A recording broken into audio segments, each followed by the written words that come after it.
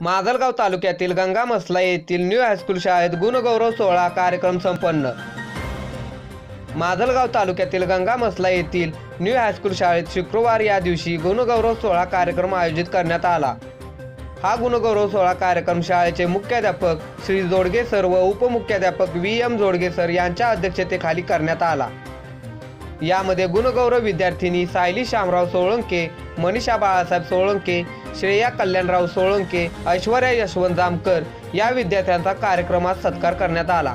त्यावेळी शालेय समितीचे सर्व अध्यक्ष व सदस्य उपस्थित होते व शाळेतील सर्व शिक्षक उपस्थित होते। पंचनामा न्यूजसाठी बीड जिल्हा प्रतिनिधी भगवान सोळंके।